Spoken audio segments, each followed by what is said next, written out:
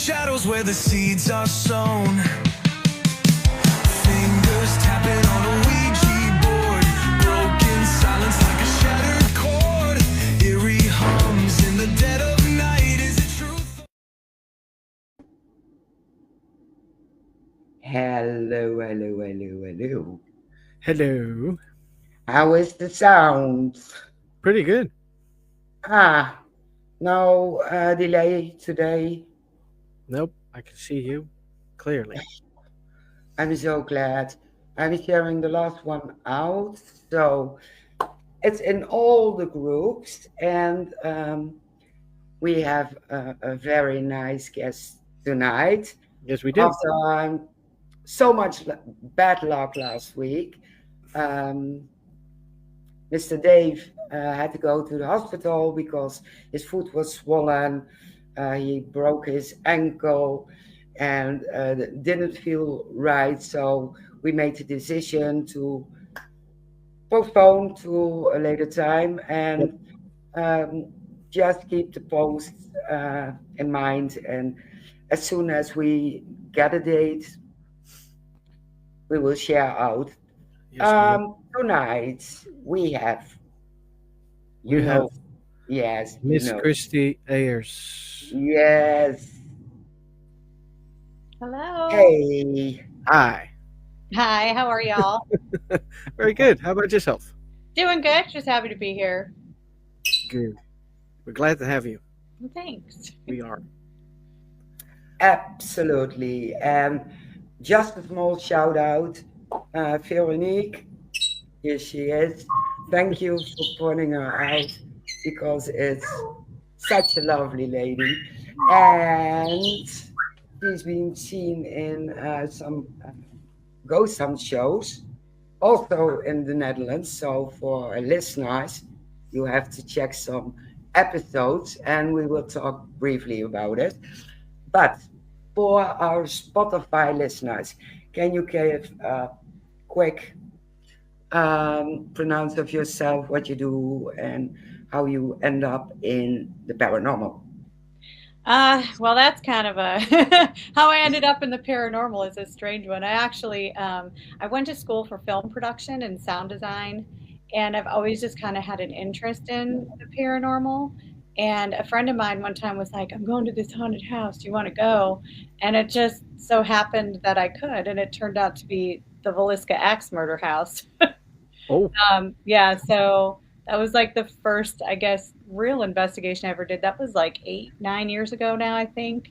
And then I went to, I think the next one was the squirrel cage, and my friend at the time was like, "Hey, you should just make a video." And so I ended up making what I guess would be like the first episode, and that eventually turned into like a 6 episode thing that was picked up by Nick Groff and then put on Amazon Prime for a little while. And everything just kind of went from there and it just kept going. And now it's just kind of become a part of who I am. And it's addicting. So you can't really just walk away at any point in time. I don't think I'd be able to handle it. And I started traveling once COVID hit and the lockdowns happened. I just couldn't stay at home anymore.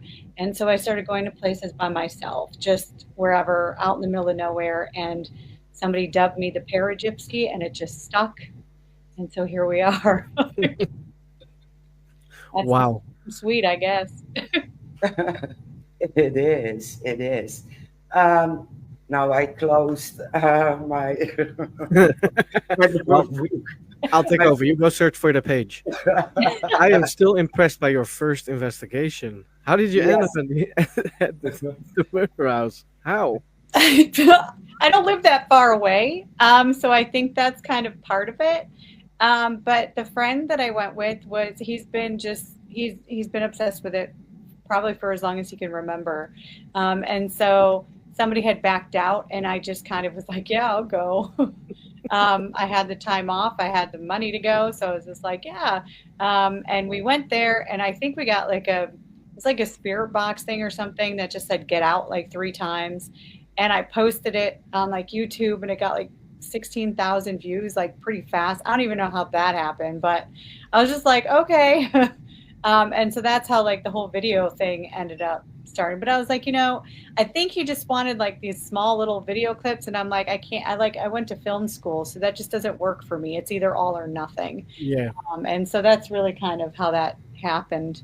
But I don't know. It's funny because like I went there, I was nervous because like when you first get into it, you don't really know what you believe. Like it's probably all bull. I mean, you just don't really know. Like there's so many people on the fence, and I'm like, well, go and figure it out. And so after that night, I still wasn't that sure. But then I started over the years, just had so many experiences and caught so many things on camera and photos and everything else that I'm just like, I don't know how you cannot believe in this. Like, if you don't believe in it, you're going there with that attitude and you're not open-minded at all, because I've got some crazy things. So, yeah, it's pretty cool though. It is. That must have been very cool to start with. Yeah. And now you're here. And Yeah. there's a lot of people knowing you. Well, that's good. Sometimes I wonder, I'm like, I don't know if they do. I mean, it's not, because I guess the difference is like some people I feel like get into this because they think there's some notoriety or fame or money to be made, or, whatever the case may be. And I do it because I love it.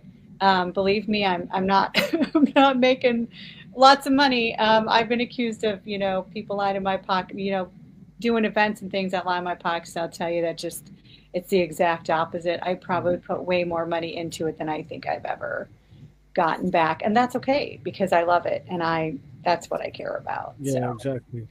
Yeah. Yeah. We can relate. Mhm. Mhm. It's a very expensive hobby. Actually, when I do events, every event that I do, like somebody always, it'll be like their first time ever doing it. And like that day, that first investigation they do they're like, oh my gosh, I'm so addicted. And I said, congratulations, you're poor. So what I tell all of them, congratulations, you are not poor. I'm going to remember that one. Yeah. It's true, unfortunately, but whatever. Hey, Yeah. it's fine. You're As long as you broke love and what you do. bankrupt. Yeah. Absolutely, absolutely. Did you encounter anything which spooked you or jump scared you in that ex house?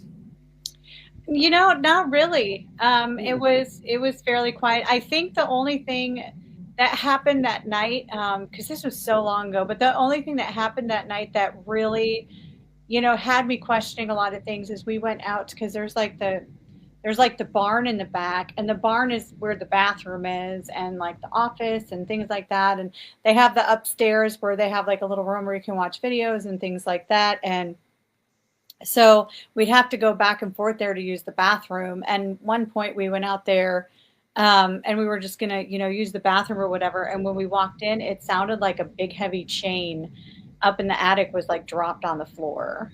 And there aren't even any chains up there. So we were looking around trying to figure it out. We couldn't recreate it. We couldn't, there was just nothing we could really do to like, I don't know.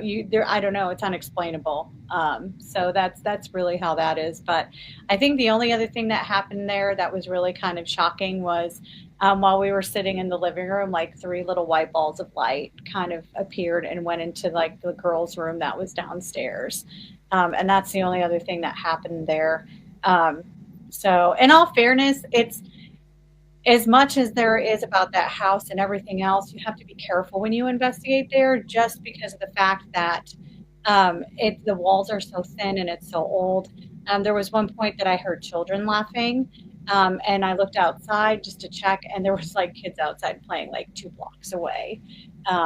It's a little better now because they replaced all the windows in there. But it is a very old house. And so that's something that I think just a warning for anybody who goes there, just be cautious of that. Yeah, a lot of contamination. Mm-hmm. That is very good. Thanks. I love good debunkers. Yeah.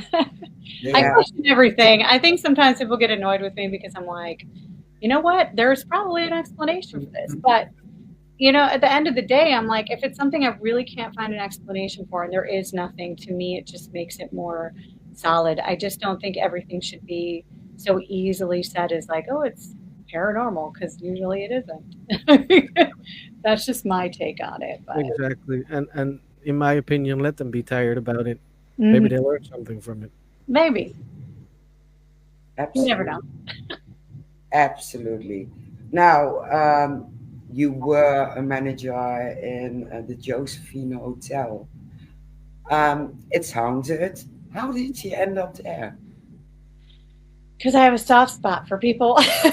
No, one of the things I wanted to do. So the idea of me living on the road, and this happened during COVID, was that I was for the first time in my life living by myself. I raised my kids by myself.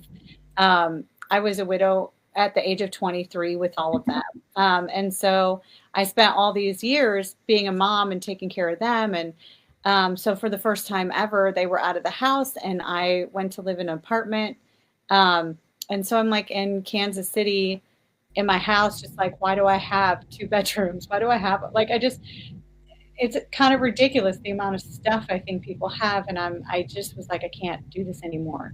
I want to do what I want to do. And so that meant selling everything I own and going on the road. And the idea behind that was to live little to do big. And so I wanted to travel the country and like help other people. And I had done a lot of work at several other locations. The Squirrel Cage Jail is definitely one of them where I built them up and this and that.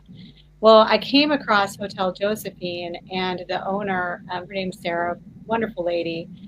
She owned Hotel Josephine and the lake house.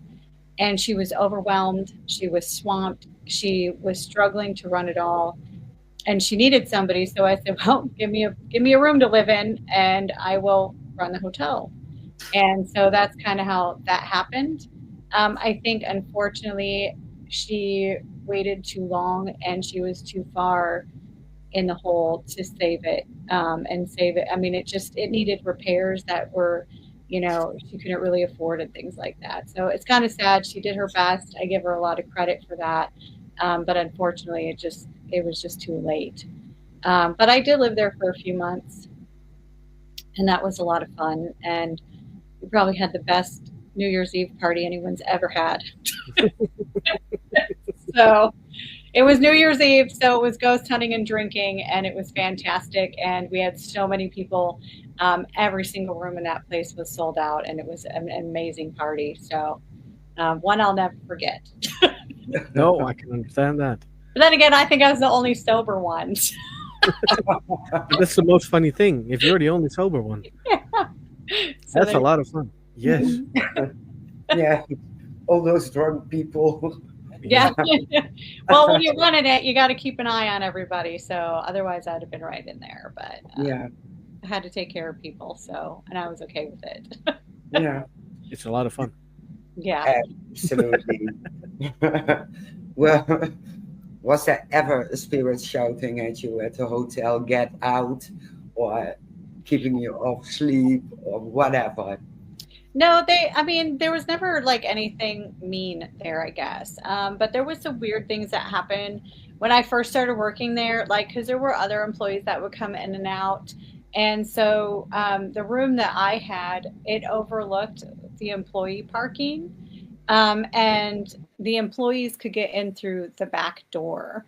And for several days, I was woken up in the morning to what sounded like people cooking breakfast in the kitchen, like pots and pans and things like I feel like the kitchen in that place was the most haunted place of the hotel, which is weird because it wasn't even always a kitchen. It wasn't a kitchen for that long, actually.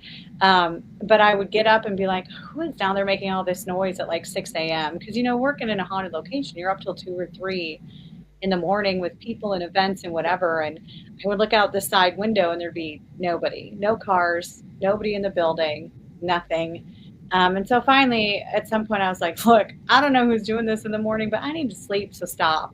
And it eventually did. So I was thankful for that. There were times that I would hear people in the building and there'd be nobody there. There was one time I was just sitting there with a friend. We were the only 2 people in there. We're in my room, and I was talking kind of about the Native Americans and stuff that were in their area, and we heard something scratching on the wall behind me.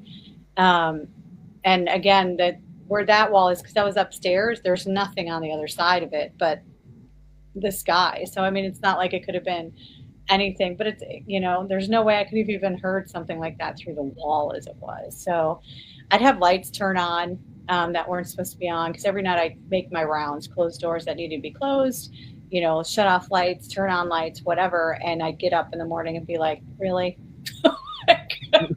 Half of it's undone. I was cleaning the showers one day, the bathrooms, and I was like in one of the showers, and I like turned around and they turned the shower on while I was in there. Um, that was not fun. It was cold. And I was fully clothed, obviously. So I'm just like, this is fantastic. But a lot of great experiences there. There's some videos out there of groups that came while I was there, and they have like footage of the doors opening by themselves and just things like that. So it was a lot of fun. I do find it odd that in a lot of these places, like so many people will say like this room has got to be the most, it's like the basement. Oh, it's the most haunted. And I'm like, spend some time here. And you'll be like, the basement's like the least haunted. There's nothing going down there. But the basement has like a whole story. Like when you go down there, you can see like the remnants of, there used to be a speakeasy down there. And there's like these doorways where people would come in and out of, off the street for shopping and all these other things. And it's super cool. Like the stage for the speakeasy was still down there. It was kind of badly damaged, but they were there. They had chains that were like embedded in the walls. They were in the bathroom. There was some in the basement. And those were for when they would bring prisoners in. Sometimes they'd have to like spend the night there before they moved on to wherever they were transporting prisoners. And it was safer to keep them with them in the hotels than to take them to the jails. And so the people that were transporting these prisoners would sleep in the same rooms with them, change the wall, or have them chained up in the basement so they couldn't go anywhere. So weird things like that. And then we had this guy came in one time, and I'm standing at the front desk, and he's like, "Oh, you're in my old bedroom." And I'm like, "What?" And like his grandparents owned it, and where the hotel registration was where his old bedroom used to be. And so he walked me through the whole thing, and it was like, well, I remember this guy that died in here and that guy that died in there, because the upstairs, for a little while, well, there were upstairs and downstairs, but for a little while, the hotel was like harboring people who like elderly people who didn't really have anyone to look out for them. So they took in a lot of these, sick or elderly people, and they would, just keep an eye on them. So there were quite a few of those that actually passed away in the hotel. So yeah, it had quite a history, and now it's sad because it's just sitting there empty, but hopefully someone will snag it and open it back up. I hope so, because it sounds like a great hotel, even though it's damaged and probably not beyond repair, but it's going to cost somebody a lot of money. Yeah, you know what? It's not that badly in disrepair. But what's happened is because it is a hotel, there's more strict on things. So like one of the things that needed to be done was like the fire system. And that was one of the reasons why it was such a struggle, is because when the fire inspectors came in, they basically said if people are sleeping overnight, somebody needs to be awake all night long. And it just being myself and then Sarah and like maybe one or two of her kids, we were always having people in there. And so somebody had to stay up all night. So there were times where I was like up all night long, plus all day long running the hotel. Yeah. And she was doing the same thing, and she had other businesses. And so it just, you're never actually sleeping. It was really rough. But it costs, thousands and thousands of dollars to put in those systems that the firehouse wanted. So, she did her best. She tried. She really did. She tried, and I tried. And, but at the end of the day, like, your health has to take priority. So. Yeah, exactly. Health comes. Mm-hmm. By the sounds of it, she did a very good job. Yeah, she did. I mean, she did a lot of work to it, and she did put a lot of time into it. She was struggling with the roof. And it wasn't bad. There was just part of the roof that living in a small town too, sometimes trying to get anybody out there to help is ridiculous. But I also, from working there, I know everything there is to know about boiler heating systems and how to fix them. What I was like, I'm tired of calling people. I'm just going to figure it out myself. Yeah, exactly. So by the time I left, that thing was running better than I think it probably had in years. So Okay. the heating system is good. Just so you know that. Good for you. Yeah. I'm like, if I got to sleep in here and it's January, you bet it's going to work. Okay. Then you did a great job. The lake house, do you still manage the over there? So she sold the lake house as well. So the lake house ended up going to a family, so it's now a private residence. The lake house itself, I kind of wonder why that one. I think just because it was so beautiful and more comfortable, I think film crews just wanted to stay there. But the whole time that I've been there, because I was responsible for managing it as well, so cleaning it and all that other stuff, I never really had any experiences there. If anything, I would go there to get some peace. It was a beautiful place. Well, it is a beautiful place. It's nice to see that a family bought it and they're living there. But they also are like, we don't want to talk about any of that, and they don't want anybody in their house, and they don't want people driving by. They basically just are like, leave us alone. So fair enough. I don't blame them. Um, but as far as the lake house goes, I don't really think I really had ever had any experiences there. So, um, but TV's TV. They do what they do, Yeah, exactly. and that's it. End Fair of enough. discussion. No comment. Yeah, I'm about to teach this class. So I'm teaching a college class coming up next month. And like I have one slide in there that says reality TV isn't reality. And that's the only thing on the slide because reality TV is entertainment. Yep. Yeah, So, absolutely. mhm. Well, you made a jump yourself, reality TV. um, I saw you worked with most terrifying places in America. Mhm. I have no clue what you can expect, haunted places you've been to, but you were on season 2. Can you tell us more about that?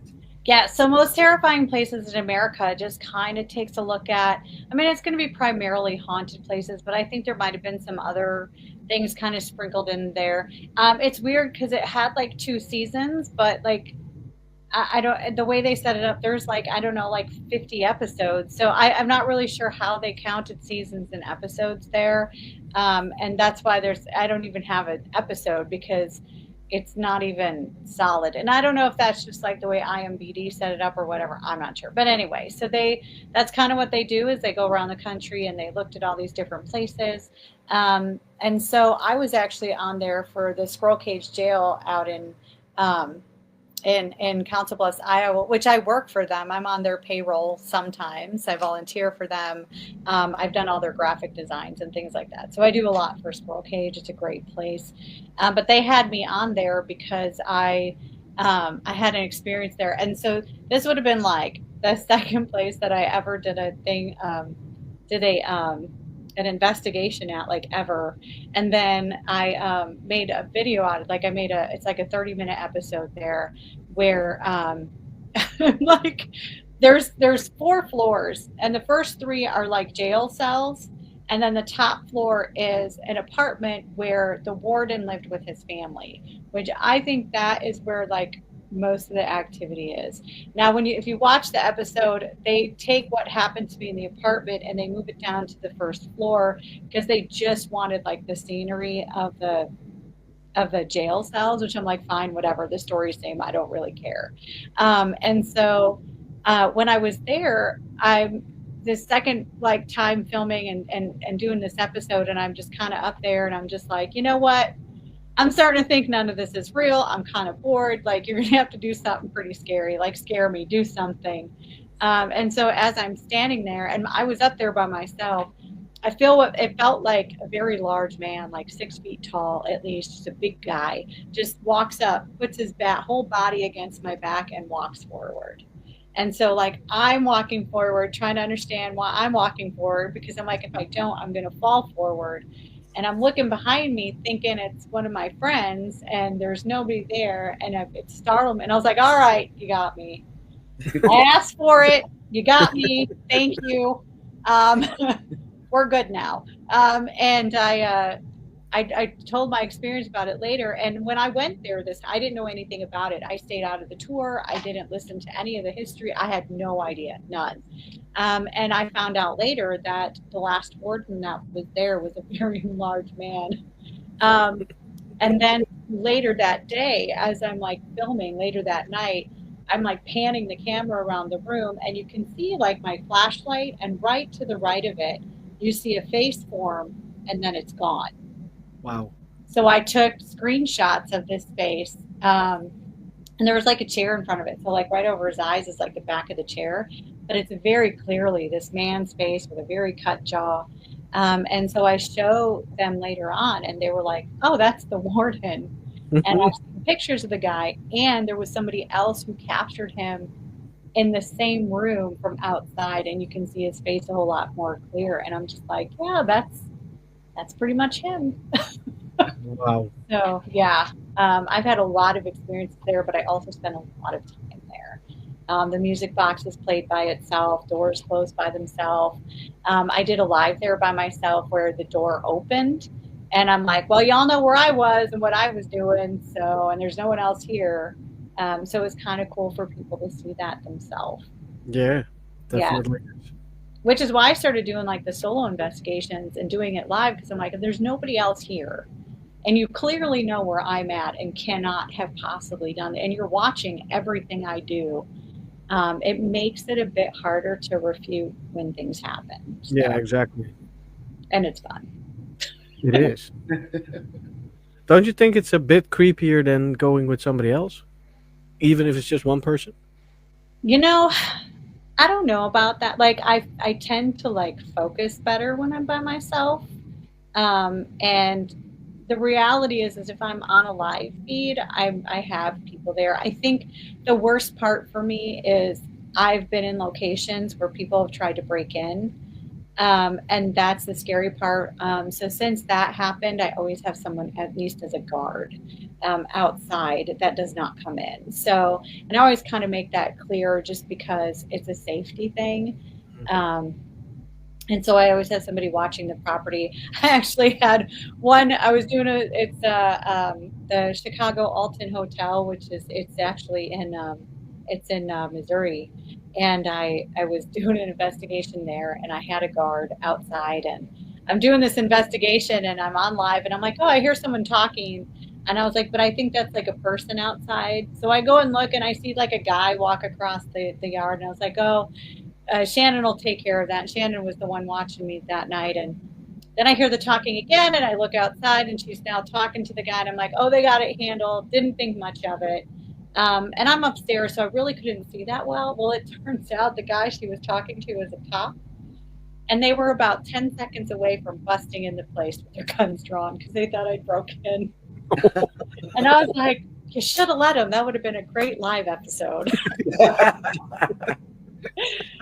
But yeah, you never know. You never know what's going to happen. So Oh yeah. Exactly. But I think it's very smart that you take a guard with you. Somebody yeah. at least look at the place to see if nobody's breaking in. Well, and I learned my lesson because I did a solo live at Beatty Mansion, which is also in Missouri. And the very next day, people broke in, and I was like, man. With one little car sitting in the back, who knows if they would have still done it. Maybe they were deterred by that and came back. I don't know. But it scared me enough that I was like, I'm never going to put myself in a position where I'm just in danger. So. Hmm. Yeah, exactly. Understandable. Absolutely. Yeah, I'm a big chicken because I don't go alone. Never. People have given me such a hard time about that. Like, you know, and to me, I kind of don't understand that. I'm like, yeah, how many people do you know who like lived in houses that are haunted and things like that? And I'm like, they live there alone. They sleep there alone. Like they do everything there alone. I'm not sure why it's, you know, Yeah, so it's not the ghosts and the spirits what scares me, but it's more if someone breaks in and um, some nutcases or whatever. I'm more scared of them than the ghost. that's exactly it. That's Yeah. exactly how I feel about it. So Yeah, absolutely. Um, you people could have seen you in Destination Fear. I'm so sorry. No, here in the Netherlands, they have a huge fan club. Yes, they So, do. absolutely, they follow Dakota and Chelsea all over. If there's a new episode, you see all those Dutch names in the live. It's hilarious. Um, where did you go with them? So it was Edinburgh Manor, and that is in Monticello, Iowa. So it's about 5 hours from where I live. And Edinburgh Manor is, they're always booked. If you want to spend the night there, like they open their booking up in January, and you better book it because they are booked solid. Even in the winter when that place is, and there's no heat in there.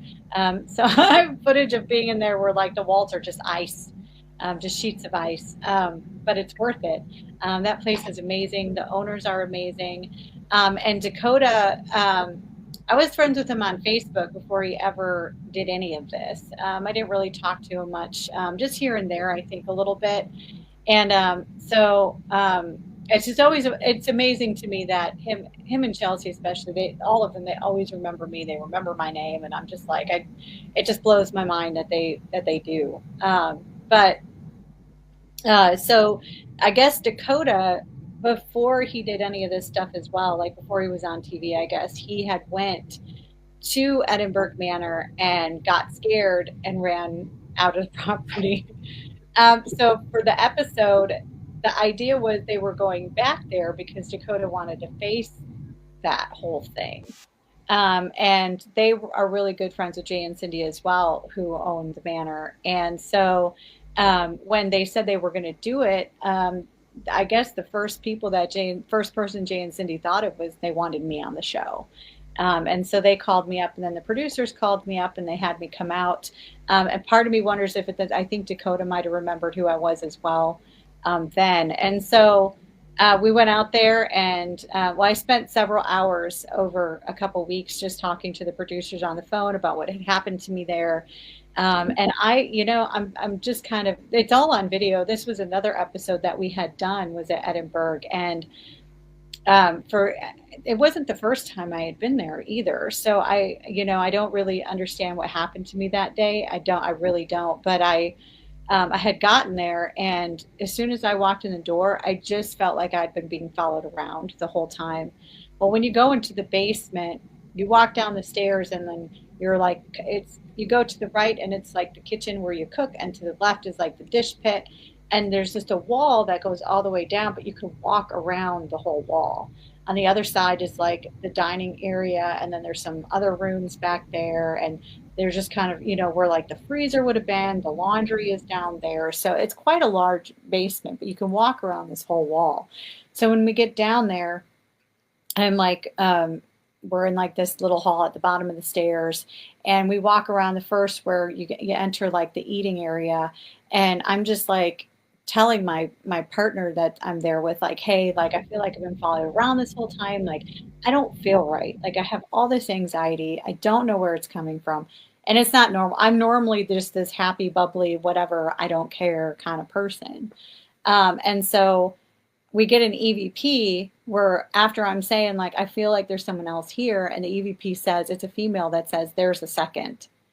So I don't know if she's talking about Jeremy or herself, or maybe there were two people following me. I have no idea. But as we go down this hallway on this side of the wall, I'm like getting more and more and more anxious. And we get around the wall, and we get back to the stairs now where we had started. And all of a sudden I just flipped out. and I'm just yelling, and I'm like, don't pick on me, pick on Jeremy. Like, why are you talking to me? Like, I'm just yelling at him and just yelling, and I'm totally out of character for me. And Jeremy's just over there going, maybe we should go upstairs. We should go outside. And I'm like, shut up. And then after like maybe 5 minutes of this, it just was over. And I was like, I just started laughing and I was like, what was that? Like, that was so weird. And he's like, I don't really know. Let's go outside. And I'm like, okay. It was like for like 5 minutes of my life, I was just not me. I don't even know how to explain it. And so, of course, me being me, after being outside for 10 minutes, I'm like, we're going back down there. This time he was like, okay, fine, but everybody's going with. And so we went back down, and there's like this little room kind of in the back that's a lot darker, and I'm sitting down there, and all I can hear is something screaming in my ear, like to get out, get out, get out. And it kept getting louder and louder. And you just see me I just get up and I leave. And I'm like, I gotta go. So I did. And they're like, and I'm like, I don't know what the problem is. And then the owner proceeded to tell me that the night before, this happened to another female. Oh, So wow. I was like, how weird is that? Yeah.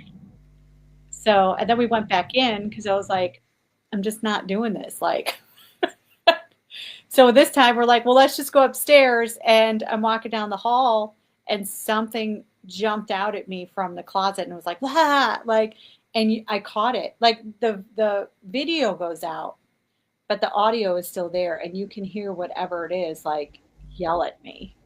Wow. So I don't know if they were just messing with me or what. But after that, I was like, I'm coming back here alone.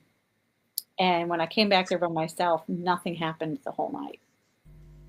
That is weird. Yeah.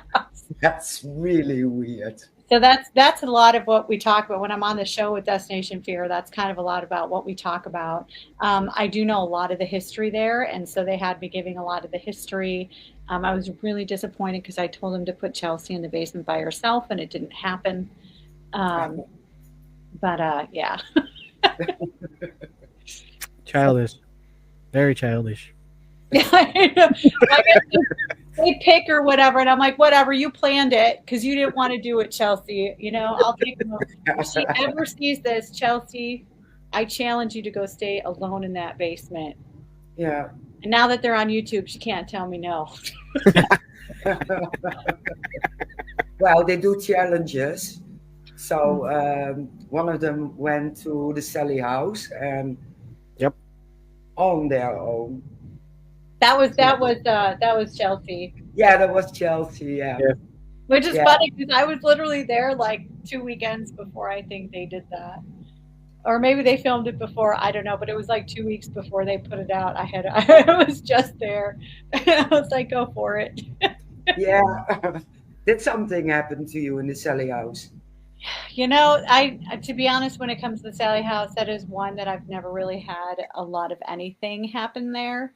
Um, but typically, like this is gonna sound so awful, but the Sally House is one of those places that where it's located, it just makes more sense to rent it out to sleep there instead of getting a hotel.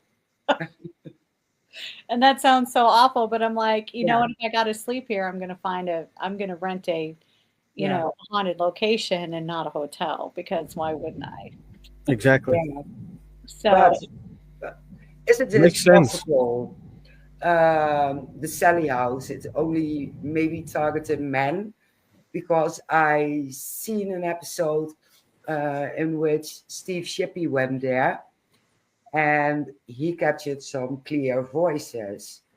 And Tony got scratched and got blisters and attacked. Horrible, but only men. and I've heard about that, and I actually know the Pickmans personally.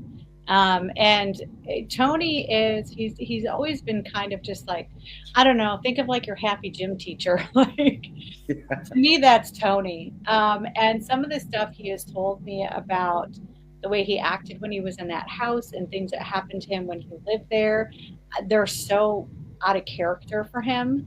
I've also seen there was like a news story that they did on him like years ago when he was still living there, and like on camera, on the news live on camera, you're watching scratches appear on his body. I don't even know how they would recreate that, especially not during that time period.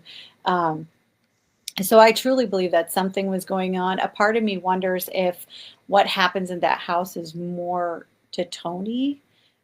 So I can see that it would be like men specifically, because I don't think Deborah really ever had any experiences there. Not like that at all, anyway. No. So, No, for what they were in the show with us, and for what we heard about Deborah, she only had the kind experiences, mhm. like little girl kind, and Tony Yeah, had the complete opposite. Yeah. yeah. So So yeah, it's weird. I question a lot more if the haunting is more connected to Tony than it is to the Sally house. And if that's the case, there could be just some like residual stuff that kind of lingers there. But I've never, and actually the last time I went there, it was just me and another female. So even that theory, it helps that theory that it is more male based. So, Yeah, Mm. that makes me think I want to go there. I have to save up for tickets. when I always tell people go, just because I go to a place and things don't happen doesn't mean it's not haunted. For all I know, these people are like, "Who is this chick?" Like, I don't want to talk to her. What do I want to deal with her for? Yeah. Not everybody in life Possibility. likes me. Not everybody in death is going to like me either, and that's okay. Exactly. Yeah. So, S- For sure. Did you go to any location in which you were scared so badly you won't go back? other than my son's bedroom, no. I love telling This is a that. scary place. Yes. He's 28 and I still won't go in his bedroom, okay? you know, no, there's not really any. Honestly, I think the more that happens, the more intrigued I am to go back. And I can say that has a lot to do with, so Beatty Mansion is the perfect example. There's this hallway, and everybody says, oh, there's this black figure that rushes you and it's evil and blah, blah, blah. And me being me, when I went there by myself, I was like going down that hallway. And I spent some time there. And basically, what I got was there was a soldier, that this evil figure was actually a soldier, and his name was Jack. And he was just trying to tell his story and get it out there. And again, this is one of the things that I didn't know. I found out later that it was actually used as a military hospital. I had no idea. And so that kind of confirmed it a little more. And I spent a lot of time just in that kind of space with this Jack guy and whatever. And so then I went back, I don't know, it was probably like a few months later. And I had two other people with me, and we were all doing live feeds. And I have these Lucid headphones on, so I can hear a pin drop a mile away. And they're asking questions, and I asked a question, and I hear like the tiniest little noise, and I was like, let's go play that back and see if we can hear it. And the EVP that I got says, never give up. And this EVP is so clear that it sounds like me sitting here talking to you. I have to tell people it's an EVP because they think it's a person. And we were so like astonished by it that we went back and watched everybody's footage, mainly because we wanted to make sure no one else was talking, and nobody was. Not one person's mouth was moving, but we caught it on every single thing we have. Like, it is just, it's incredible. And I must have just sat there and cried because those were words I needed to hear at that exact moment. And every single investigation that I do, whether it's public or not public or whatever, and I never bring it up, but almost every single time somebody in the group will be like, I heard the name Jack. And I'm just like, I pretty much think that Jack is just now with me all of the time. And it's crazy. Something I never thought I would ever say in my life, but here we are. So whenever people tell me things are dark and evil, I remember that always. Yeah. And I think sometimes it has more to do with we can't see it and we don't understand it, so therefore we're afraid. which is kind of silly because what we're trying to do is talk to them, and then the minute they try to talk to us, we're scared. So Yeah. Yeah, exactly. counterproductive. Yeah. Yeah. Yeah, I see that regularly on YouTube videos or the first They, the wannabe investigators. Can you tell Yeah. us your name? And as soon as they say something, they're like, "Nyong." I know. Could you What's imagine if I the walked up to you and be like, "Hi, I'm Christy," and then you're like, "Hi, I'm Shane," and then I just run away? Yeah. Exactly. I need a whole video on like if ghosts were actually people. Yeah. Actually, start making it. I'm gonna share it out. Yeah. Or a cat ball falls that Oh is yeah. screaming the lungs out. As soon as something happens, they're like, Yes. Well, like you asked for it. Like you asked for it. Like, exactly. thank you. Yeah. That's the way you should react. Thank you. Yeah. Not go. "Nyong." It's funny. Yeah, like a road runner. A coyote. It cracks me up every time. I'm just like, but what? They're trying to talk to you. Say something back. Yeah. Amazing investigators. Oh. Oh. Funny. Sorry. You mentioned Nick Roth earlier. Did you ever investigate with him? I've never investigated with him. He had a streaming platform called VidiSpace, and so that is where they picked up my show for a little bit, and so it was on there for a little bit until they shut it down.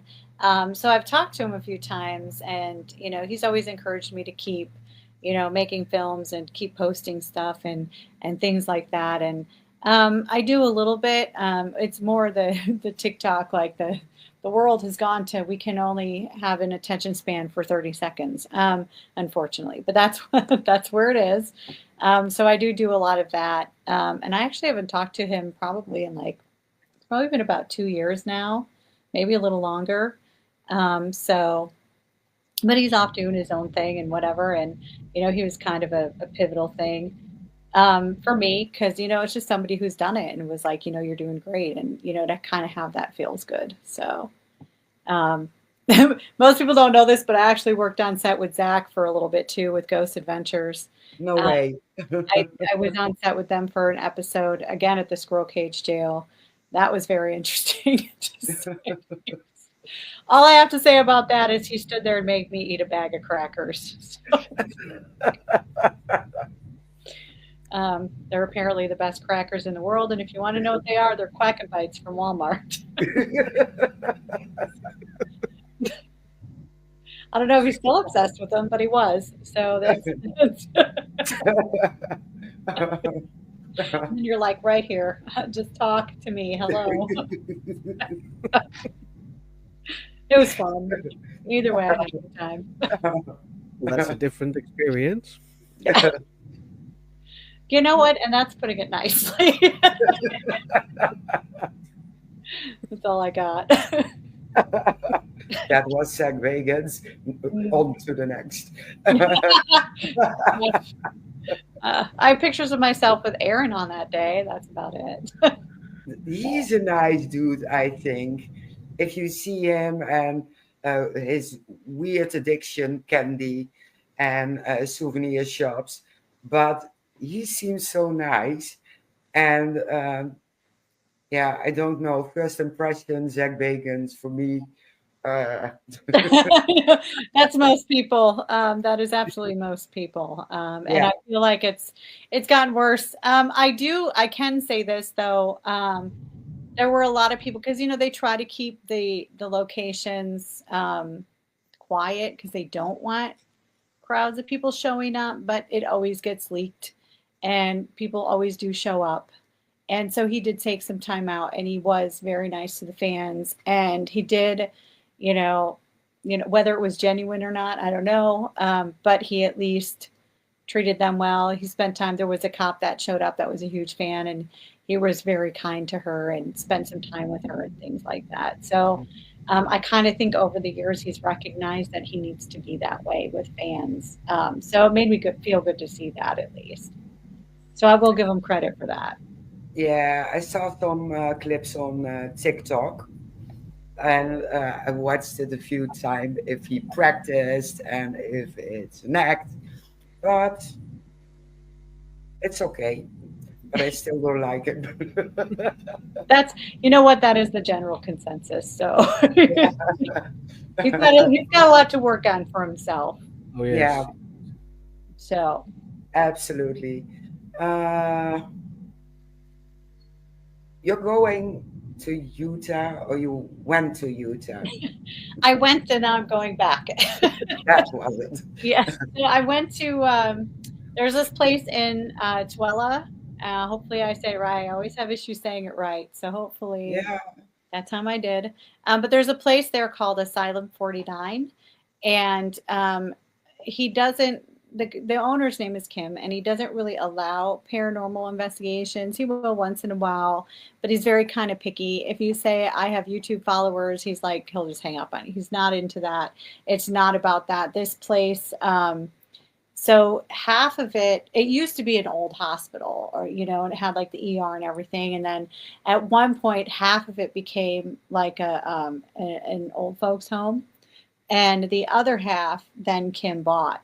When Kim was a young kid, he was a troubled kid, and this guy kind of picked him up and said, "Hey, like, um, I run a haunted house, I got all these kids involved." And so it was like a way to get these kids off the street and doing something good and productive. And so as Kim got older, he wanted to do the same. So he bought that half of the hospital and turned it into Asylum 49, which is this fantastic haunted house where it's run by a lot of the kids in the neighborhood, and troubled kids and outcast kids, and just anyone that wants to come and be a part of this group. They're just welcome. They're like a huge family. And in the process of turning it into this haunted house, Kim started having real experiences there. And then a good friend of mine, Richard Estep, he's an author. He's been on several of the shows, things like that. He went there and wrote a book about the hauntings of Asylum 49. And you can get the book. It's called, I think, Hauntings of Asylum 49, actually. But it talks about like all the stuff that happened there and everything that went on there. And actually, through Richard, he then introduced me to Kim. And we did a charity event out there for their animal shelter several years ago. And then I was just there again to do it. And that event sold out, and we raised, I think, $2,300 for the animal shelter there. And I love the place, and they are now like family to me. I work the haunt whenever I can, get out there for Halloween, and we just dress up and have a good time. And all the kids are amazing. They're just wonderful. Everybody there is. And I love that place dearly. And then eventually Kim did buy the other half. That was the nursing home. And that is now like a community center with a cafe and little shops, independent artist shops that they rent them out and they sell. There's a bookstore in there. My friend Abby runs that one. There's a tea shop. It's just fantastic. The whole place, it was built and put in specifically for the community. So it's an incredible place. And it was on, so many people don't remember this show, but it was one of my favorites. It was the Stephen King's The Stand with Molly Ringwald. And it was in that show. Ah, So Molly Ringwald was in there, which is even cooler to me. But yeah, so it's a fantastic place, and I suggest anyone check out Richard's book, check out the place. If you can get to Utah, go for the haunt. You will not regret it. It's fantastic. So, and now I'm going back because Phenomenon will be, and it's next week, and so I'm going to go back there, and there'll be a lot of people there. Amy Bruni's going to be there. I think Dave Schrader, Shane Pittman, and I love Shane. He's fantastic. I think Cindy Kaza will be there, and I haven't seen her in forever. I don't even think Cindy will remember me. She may, but I doubt it. I've only ever met her once. But there'll be a lot of really amazing people there, so I'm looking forward to that. seen a lot of familiar names Hmm. on the flyers. I think Haunted Magazine will also be there, if I'm correct. Oh, will Uh, they? That's awesome. I think so. I don't know if I've ever met them. I know Richard does write for them. I think they just did like a whole like huge centerpiece article on him that was really it's fantastic. It highlights the kind of human being he is, because he really is he's a great human being. He's a good friend of mine. So um, yeah, it was great to see. He's been writing them for a while. So you know, I'll have to see if they're there. I'm going to go meet them. Yeah, You should. they're nice. They're really nice. Are they? Yeah, I've never talked to. I don't think I've ever talked to them. So that'll be interesting. Yeah, I think you like them. We talked to April, and she's very sweet. Okay, she's really a boss, Hmm. and she has the air if necessary, but she's a great psychic and just very friendly. We laughed a lot. Yeah, we did. 3 hour, I think half an hour, something like that.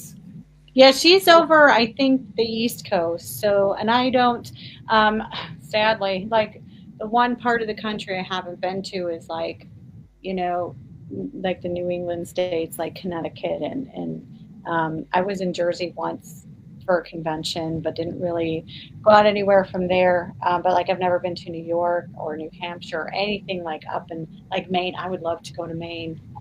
It's one of the places I want to go more than anywhere. So. Yeah, I've never been to America, so I have to. I've never been outside of America, but I'm like, you know what? I'll tackle America first, and then I'll go. Um, Veronique and I talk about all the time me coming to the Netherlands. So I Yeah. one day I want to come and meet her. I just adore her so much. She's been a friend of mine for I don't know 8 or 9 years now. All I did was send her bumper stickers, and we've been friends ever since. I remember the bumper stickers. They Yeah. were cool. They were really cool. So she's a Yeah. wonderful human being. She deserves all the best. Yes, she does. She does. Shane, do you have some questions? No, actually, I don't. You don't. You No. don't. Well, Christy, if people want to follow you, now it's making yourself known to our listeners and viewers. Where can they find you? All you got to do is Google Paragypsy. It's all one word. I'm the only one out there. Look for the purple logo. That's me. I have a TikTok. I have Instagram, Facebook. I have several Facebooks, really. I don't know. I don't even know what's all out there. I mean, if you Google it, sometimes I Google myself just to see what's out there. And every now and then I find articles about myself that I didn't even know existed. So it's kind of cool. But yeah, just look for Paragypsy and you'll find me. I'd say come to my events, but most of you are probably still over in the Netherlands. So maybe eventually I'll get out there and do one. So Oh That yeah. would be cool. That really would be cool. It's very hard to put out an event here. They mhm. tried for, I think, 8 years back, and it was a big disaster. But England, and it's an hour in the plane, Yeah. Mhm. they're a nice event and also sold out. So, and beautiful castles. Oh yes. I want to get Oh, there so bad. I'm like, one of these days, one of these days. Yes, we too, we too. I just think it would be cool to come hang out with all of you all. oh Like, yeah. it's so Yeah. crazy to me how, like, the internet and Facebook and whatever has just created these incredible friendships for me, all over the world. And I treasure them all. And, it's just, it's one of those things like I feel like we don't live long enough to experience everything we want. So I'm like, I just hope that like past lives exist because I'm ready for another one. Same. To meet everyone we missed. Yeah. Yeah, Exactly. There's too many people now, and the world's too big. Yeah, I know, right? It's funny because it is big, but it also gets smaller and smaller as we become more connected, True. so yeah, absolutely. Well, then we're going to wrap this one up, Yes. and we will talk a bit more at the back in a minute. So, everyone, thank you for watching. next week we are going on course. Yes. And we do EVPs, how to induct an investigation, how to listen to your audio, how to review your video, because We have. Bates is coming back. We So, have a lot to talk about. exactly. So, thank you all, and we see you next week. Christy, thank you for joining us Thank you all for having me and for everybody who watched. and listened. Mhm. True story. Okay. Well, microwave. Bye bye, everybody.